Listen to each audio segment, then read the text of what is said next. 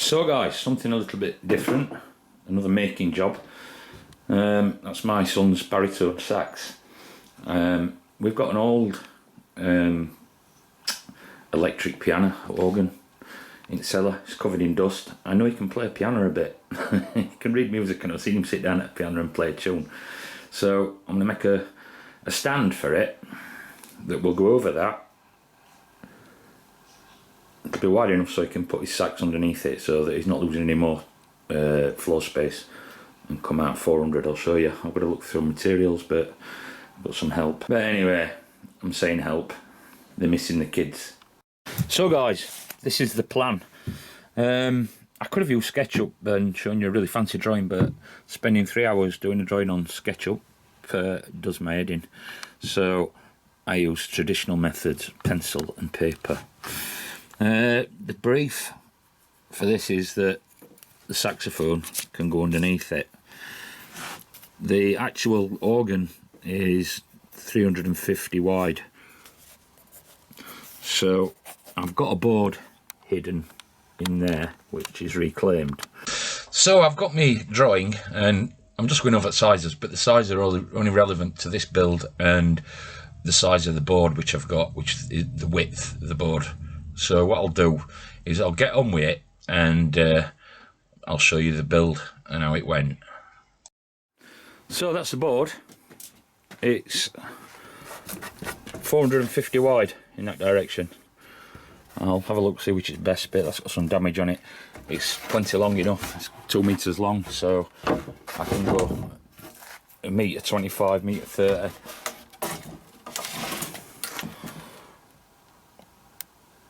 But ultimately it's just to put a organ on for him. I'll get all small cuts done, and then I'll look at how I'm going to tackle this beast.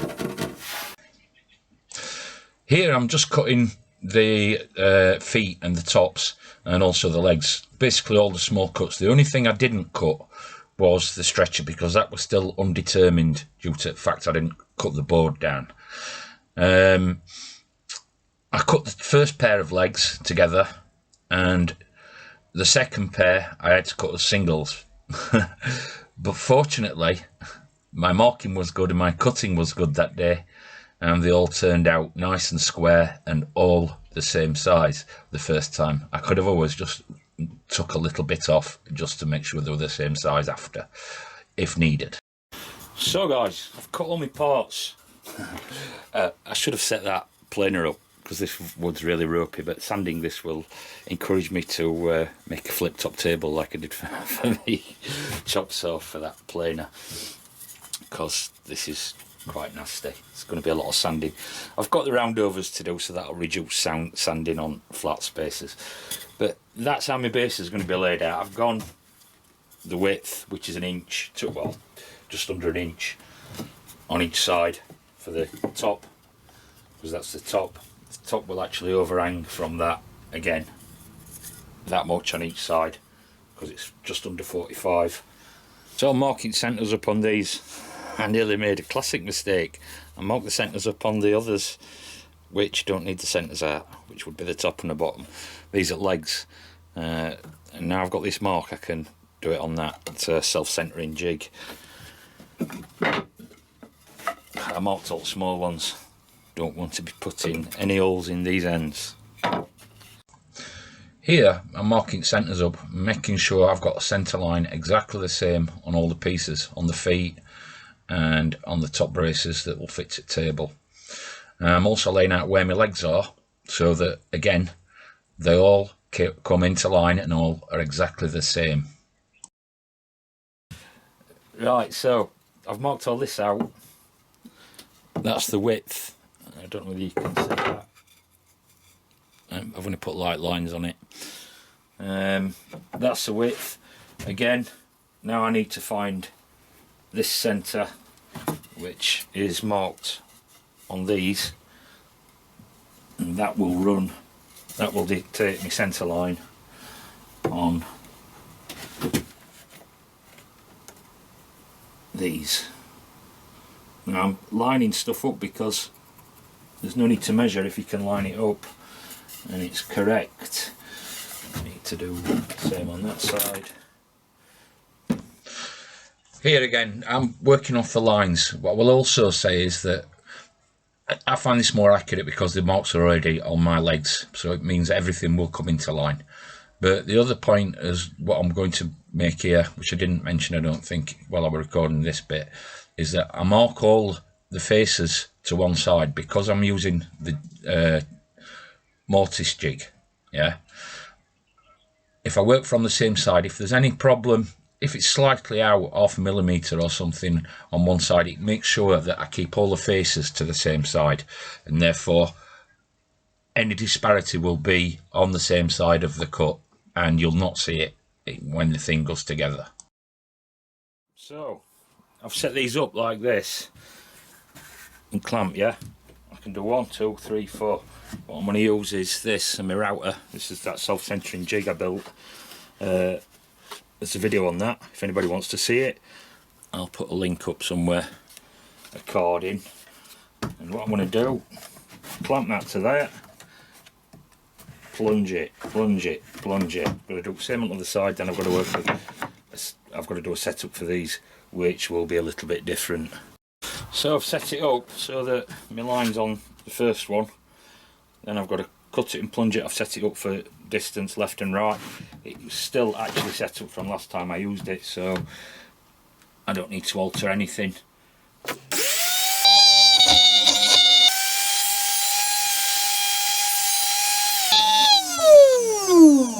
that's how that goes. Then what I have, I've got to cut some more.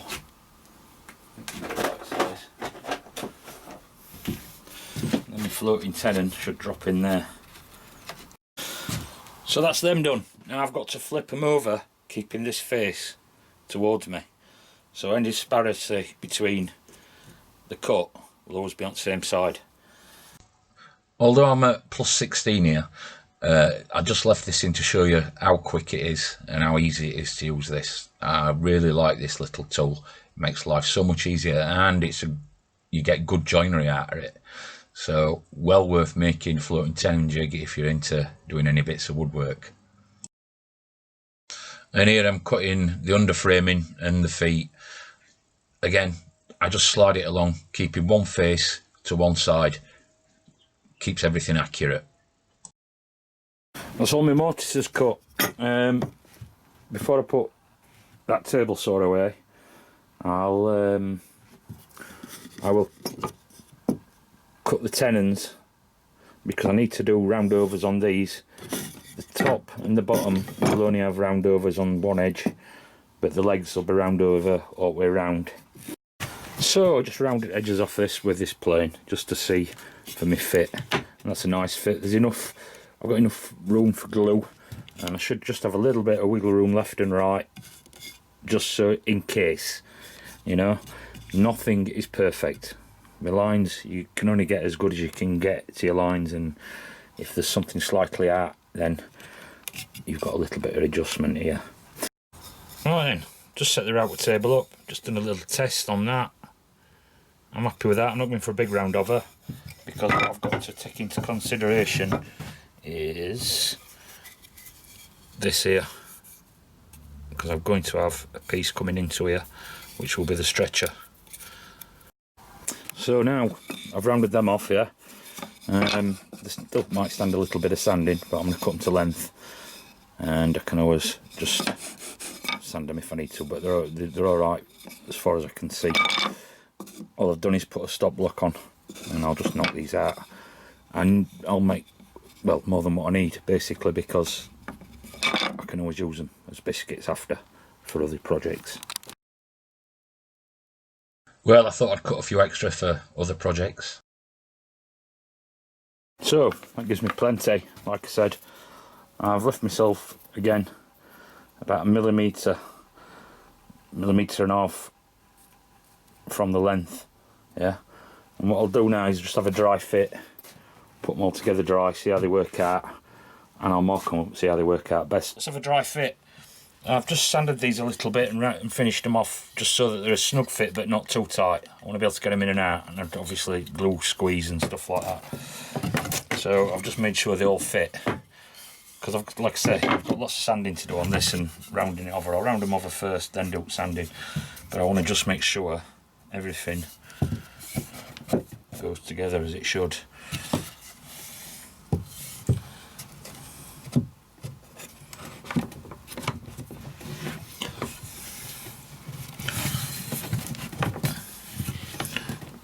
That's where I've gone wrong there. That's got to go that way. That's what I was saying about these fronts. If there's a slight difference, then if it's all on the same side, you will never see it. But there will be my frame. My stretcher will go in between. Like I say, I've got a little bit of a problem with one of these joints here. I'll sort that out. Just measure that.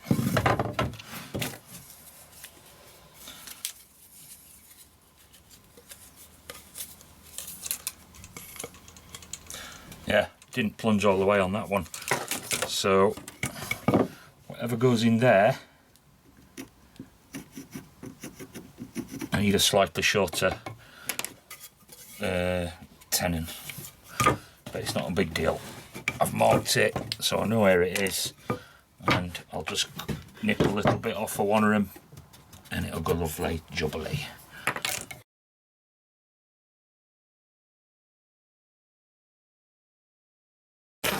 Well, that's why I put that small round over bit on, but it didn't work quite as well as I thought it would, so I'll have to patch that. It's not a massive deal. It's on bottom, which is a shame. We're in an area where you'll see, but I'll sort it out. They've all had a sand down to 120 now. Now some of this wood is really crappy wood. Obviously it's roofing that. So I had a chip out there, which that's going under the table, so you won't see that. I was a little bit disappointed what I did with bottoms when I nicked that out, but I can fill that. I'm going to paint these anyway dark, and what I'll do is I'll put them together, glue them, then I'll probably fill that, but I'll sort that out. But I'll glue them, and then they'll get another coat. They'll get a coat of stain, dark stain, and then there will be a quick sand again, and maybe another coat of stain. You know. It all went together pretty well, and yeah, I haven't got any big clamps, so I tend to use ratchet straps a lot, and ratchet straps are very useful for many things. And that should do us. Square. I don't have big clamps. It all matches up. Put that to one side. Let's have a look, see how this has turned out. Yes, I like it. It's nice and strong. No wobble in that. One day I will have some nice wood to work with, but this stuff is rough. But like I said before, as long as it stands up to what it's supposed to do, and it doesn't look too bad. I quite like the design. I got lucky, it fits on my table. I've got nail holes at this end and a split, oops sorry, and a split, yeah, and I've got nail holes here, but I can get 120 out of it, no problem, which is 4 foot, yeah. So I'm going to cut it as close to this as I can. I might have to flip it to do that, but I'll cut it as close to this as I can, and I'll get my good length out of that there, and then I'll put an edge banding round, trim it with that same 2x1 on its side,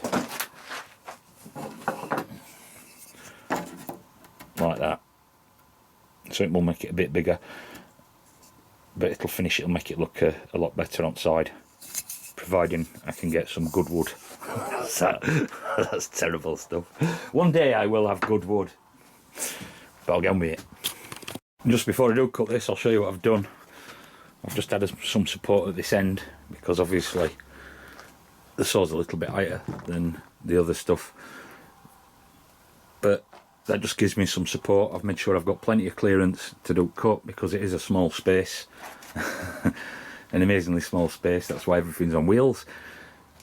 But that'll get me in to do me cut, and then I'll flip it again and do the same thing, support it to get me end, and hopefully I'll get it square.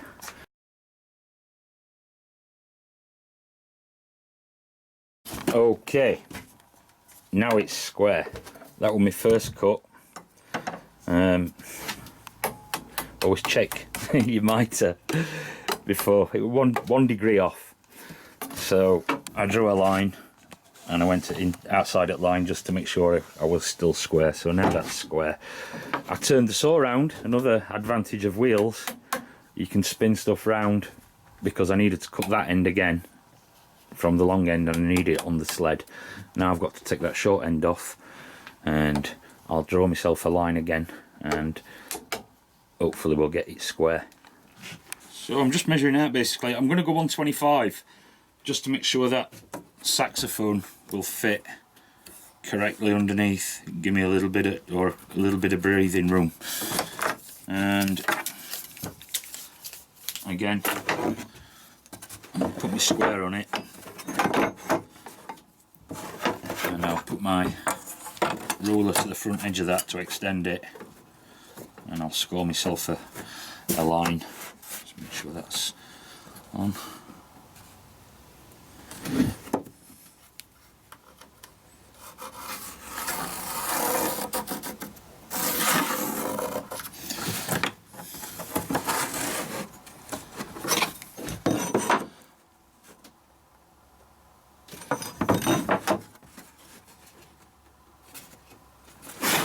Looks good.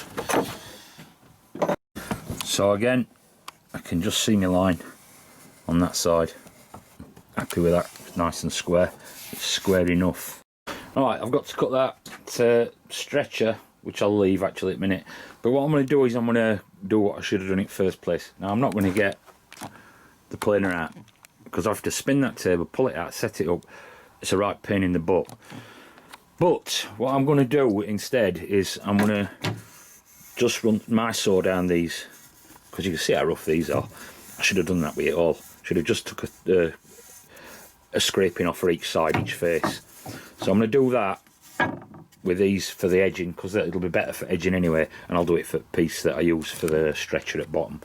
But yeah, I should have done that. I wish I'd have thought of that first. There's a tip. So that's them, done all sides. They're better, they're not perfect, but they're a lot better than the original cut. And this end here's going to be cut off anyway, that's no good, it's got a big crack down it. So that, the good piece on that will be my stretcher, and there will be me rims, my border. I will round them off anyway, find best face, more sanding. Blech. But I'll mitre them first.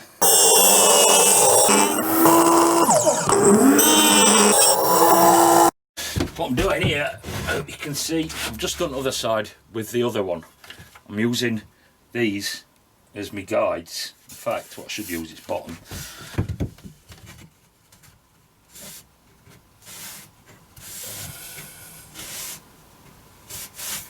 Put that on bottom edge. I'll just make sure that the other one is the same. Where did I put that? Here. I'll make sure that that works. But yeah, that's good. So my measurement between the two lines I've just scored will be the measurement for the stretcher, yeah? So that it's exactly the same at bottom as it is at top, basically.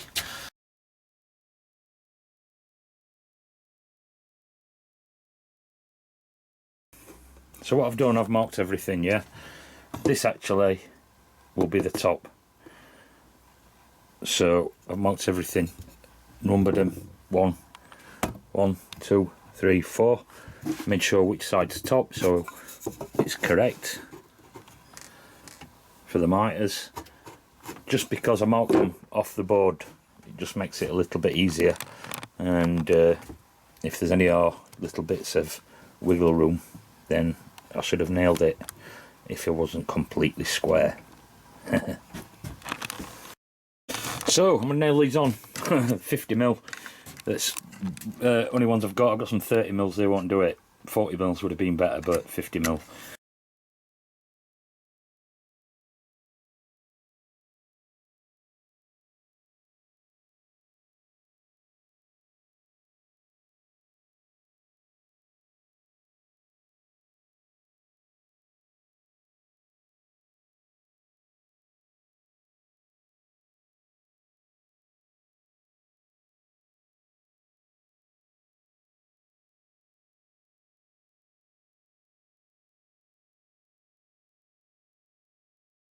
So that's that. It's tight, but not tight. It's just to hold it down until glue sets up.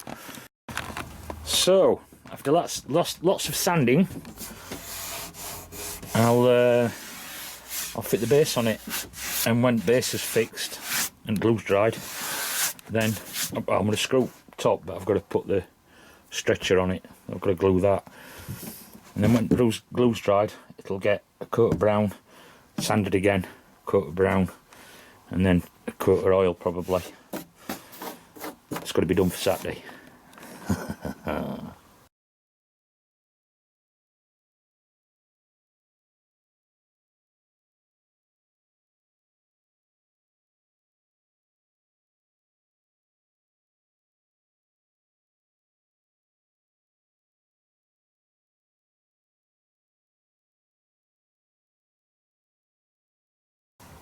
And that's basically that. I'm going to put some screws in, screw that up, and then, as I say, I'll get some paint on it when these joints are dry.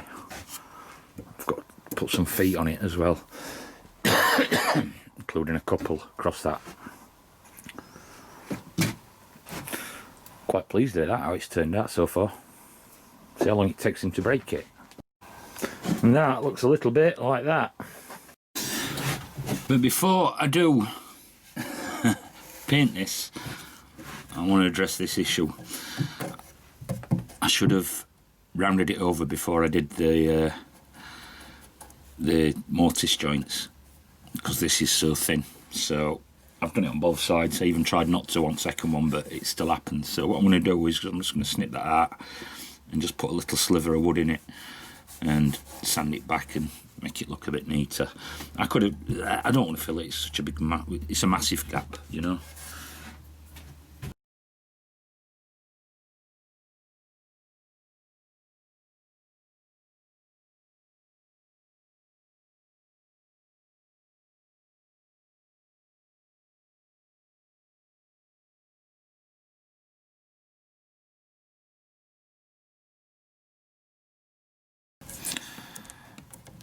I think that'll do, mate. That'll Scooby-Doo.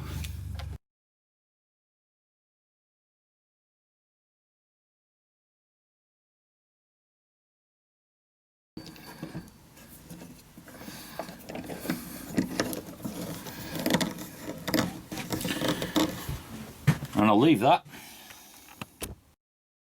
So let's have a look at this now. I've done the other side as well, and I also painted top while I were waiting for glue to dry. So awkward to get in here. And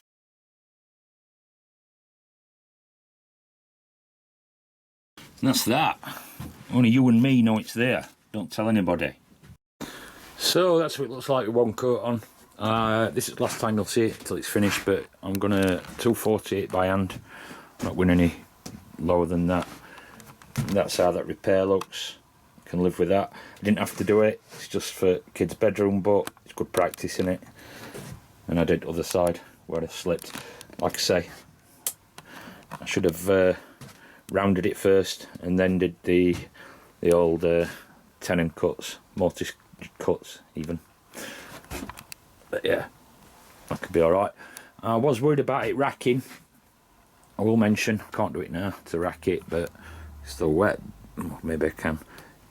It's got a little bit in it.